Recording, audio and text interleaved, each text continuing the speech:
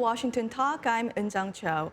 Ahead of a fresh round of working level talks, the United States made clear its goal remains the complete elimination of all of North Korea's weapons of mass destruction. North Korea, meanwhile, emphasizes trust-building measures will lead to results. What does North Korea hope to achieve?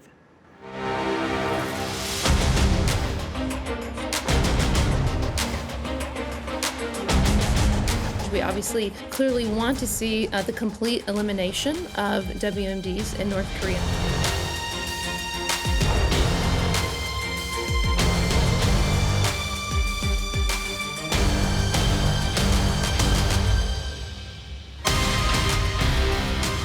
이런 훌륭한 관계가 남들이 예상 못하는 그런 계속 좋은 일들을 계속 만들면서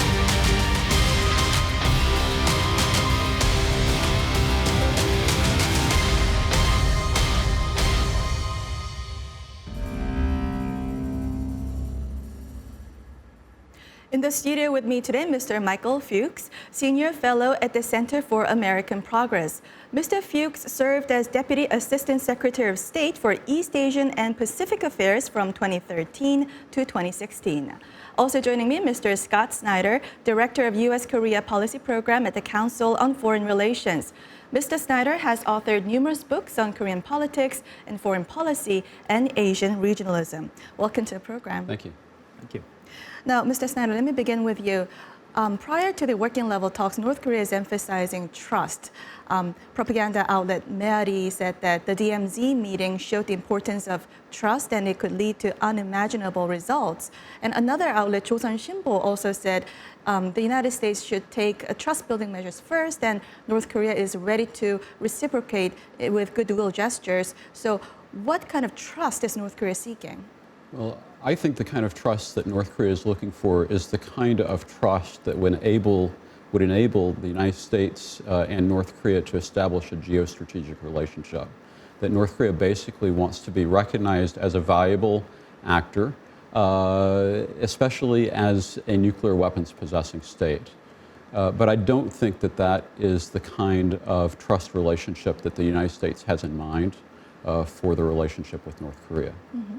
No, look, I completely agree with Scott. I think that this is one of the fundamental gaps in between North Korea and the United States, and has been for a long time. North Korea wants recognition now, of course, as a nuclear power.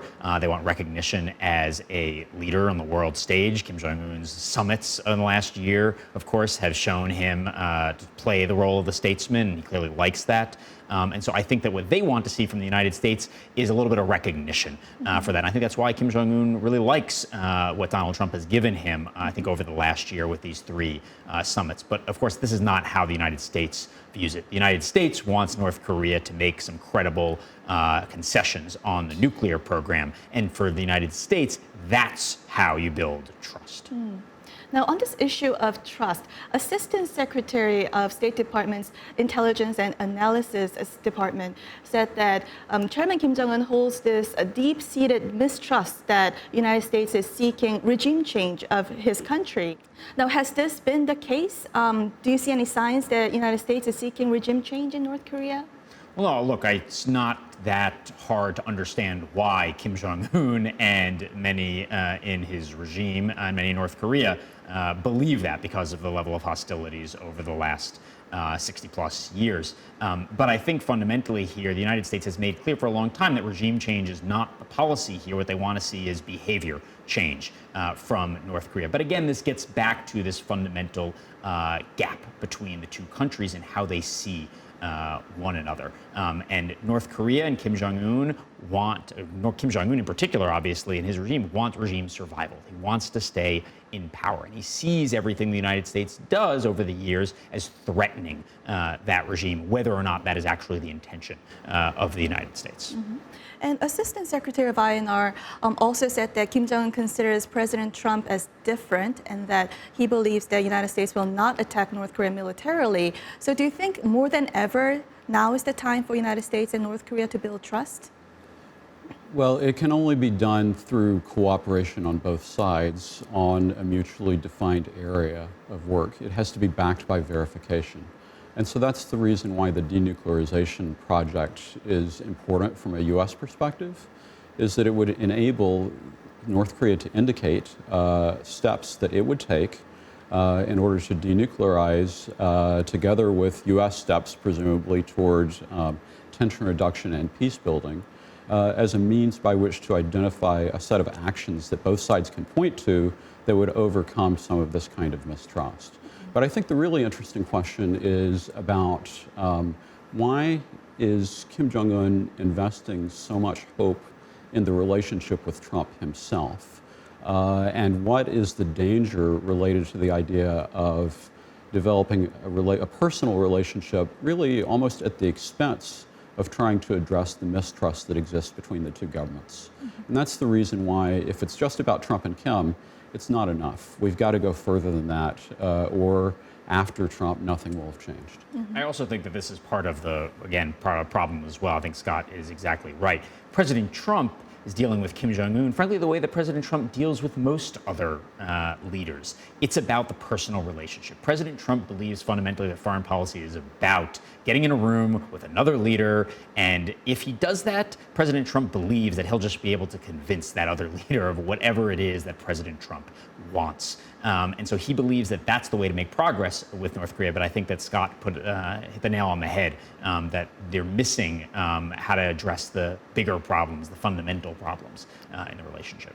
Right, but wouldn't political will from the leaders give more room for diplomacy for the working level officials?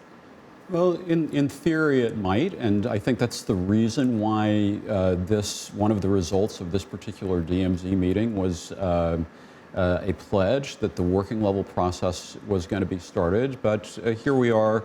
This is really the third time, and either the third time is going to be a charm, and working level talks will actually develop and create a substantive result, or the third time is going to prove that diplomacy is not going to be effective under these circumstances.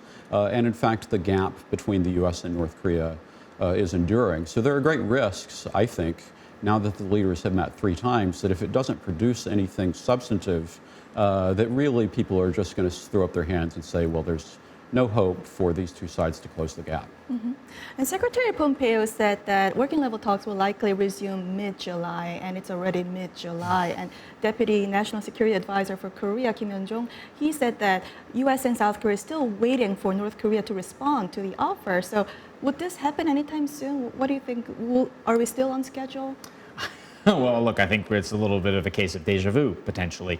A year ago, we were seemingly at the same situation, almost. The two leaders met in a surprising first ever meeting in Singapore.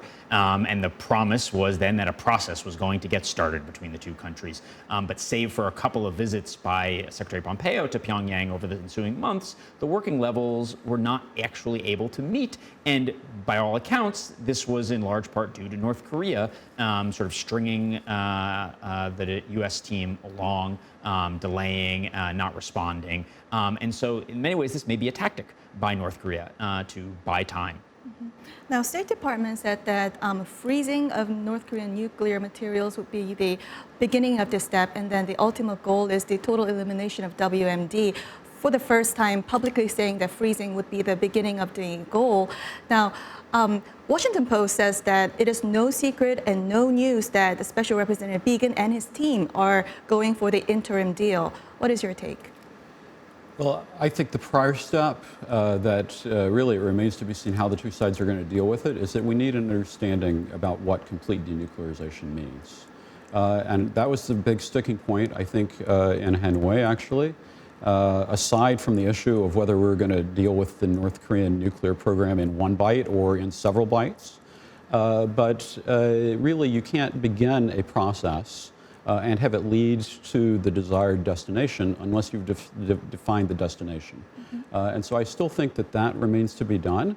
And what the State Department may be signaling is an acceptance of the idea that in terms of implementation, the process is going to require multiple steps, but unless and until both sides can affirm and define what they mean by complete denuclearization, I think it's going to be very hard to get that process started. So what I'm actually most concerned about is we get back to working level talks and the gap is further exposed as an unbridgeable gap on the definition of complete denuclearization. South Korean media reports that United States is considering giving suspension to sanctions for 12 to 18 months on North Korean textiles and coals in return for dismantling of Yongbyon and a freeze of its nuclear programs. And State Department Special Representative Began categorically denied this, and this is no truth, and it's not totally false. What do you make of it? There was a New York Times reporting about United States going for a freeze. So is there a lot of brainstorming going on, or are there interested parties leaking their own agenda to the media? Well, I think it's a little bit of both. This is the game as it's played right in Seoul and in Washington and in Pyongyang as well.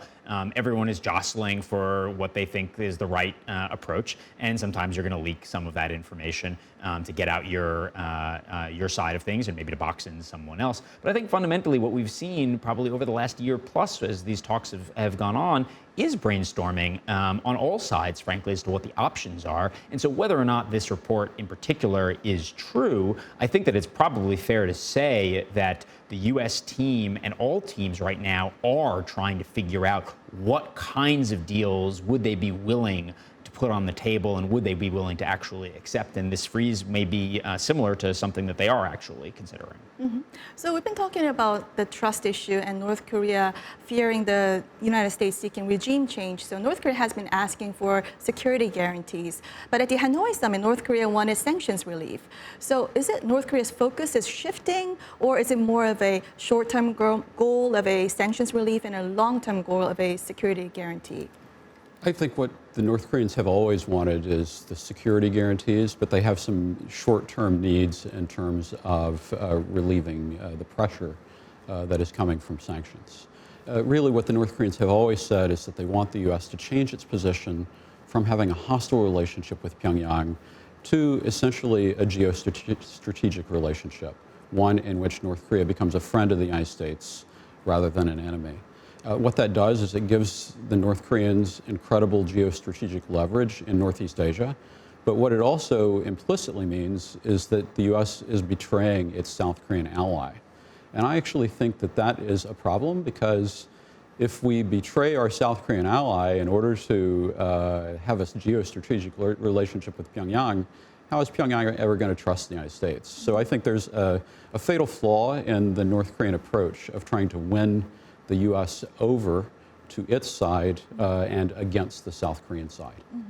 And at the working level talks, U.S. is very clear that there is no sanctions relief before denuclearization. So at the talks, what can the U.S. offer? Well, I think that I would question whether or not that still is the case, that the United States will not consider sanctions relief before denuclearization. Obviously, in public, I think that the United States, while it's gone back and forth, has to maintain a hard line. I think that President Trump's personal interest in this process, his willingness to meet Kim Jong-un regularly. He's clearly interested in some sort of progress. And my view, at least, is that there is going to be no progress unless the United States is willing to give up on some sort of sanctions relief. And so I think that these two just are not going to, they're not going to be able to maintain, the U.S. is not going to be able to maintain this hard line. I mean, from Trump's perspective, in my view, at this point, this has become a political issue. And so what did he do at the DMZ? The first thing he did was to showcase the relationship. And we're going to be hearing about the relationship constantly as Trump goes on the campaign trail. But then what does that mean about the scope of a deal that Trump needs? It actually means he just needs something, an agreement with North Korea to get through the next 12 to 18 months. And so I think that that actually means that there's an increasing likelihood that we might see what a lot of people are going to call a bad deal, and an increasing likelihood that we'll see some kind of concessions on sanctions relief that would be just enough to get us through that time frame. Scott said that there's a likelihood that we may see a bad deal. So if the U.S. side comes up with an interim deal that falls short of complete denuclearization, what would be the domestic reaction? Well, look, I actually think that first, I think that an interim deal, if that's what we want to call it, is probably the only realistic option. My personal view is that we're not going to get a deal in the immediate future on complete denuclearization. And so the best way to approach these talks is actually with some sort of interim deal where the North Koreans give up, whether it's Yongbyon or Yongbyon plus something else, in exchange for some sort of sanctions relief, so they show both sides that they're willing to make real concessions. I think that that's necessary. But fundamentally, I think politically, I think Trump has more or less neutralized this as a political issue in the United States. As long as Kim Jong-un does not resume the 2017 level and pace of testing of both nukes and missiles, I think that President Trump has shown over the last year that he's going to continue to portray this as a victory and how he has changed the relationship, that he has supposedly saved America from something disastrous. And I think that if the status quo maintains, the president is going to continue to do that. And Scott, last question. So North Korea's Chosun Shinbo said that United States needs to come with a practical proposal, only demanding as much as it is willing to act. What is North Korea messaging? What is North Korea's position right now? I believe that that was an invitation to the United States to continue to negotiate with ourselves as a prerequisite to coming to talks to North Korea, and then the North Koreans will cherry pick the proposal and the characteristics of the approach that is most beneficial to North Korea as its focus and as what it might be willing to step toward in terms of making some kind of smaller agreement that can actually get us through the next 12 to 18 months. Well, we'll have to leave our conversation here and now watch video for our next discussion.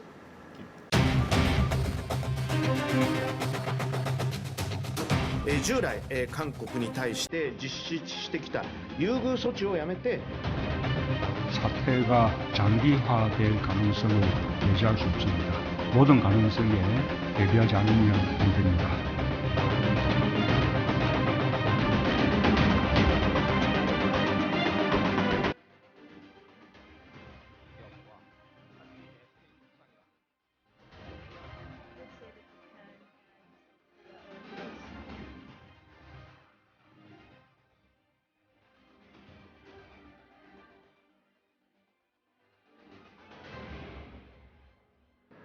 Seoul and Tokyo's row over history is becoming a full-blown economic confrontation. President Moon called it unprecedented emergency in relations with Japan. South Korean officials are also seeking U.S. help. Now, Mr. Fuchs, how does this row impact the United States economically and diplomatically? Is the United States in an awkward position right now?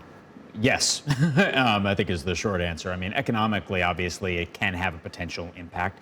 Japan and South Korea are both some of the world's biggest economies and some of America's biggest trading partners. And so if there is an economic problem between the two of them, it could create some serious economic problems for the United States. But more fundamentally, I think it's about North Korea and China and working closely with Japan and South Korea are absolutely vital, both to the North Korea effort as well as to the increasing tensions, obviously, between the United States and China. And Washington wants to be on the same page with both its allies, Seoul and Tokyo. But the worse that relations get between these two American allies, the worse it's going to be for U.S. efforts to coordinate its policies when it comes to either North Korea or China. And Japan, in strengthening its export control, questioned the credibility of Seoul's sanctions against North Korea. What can we glean from this?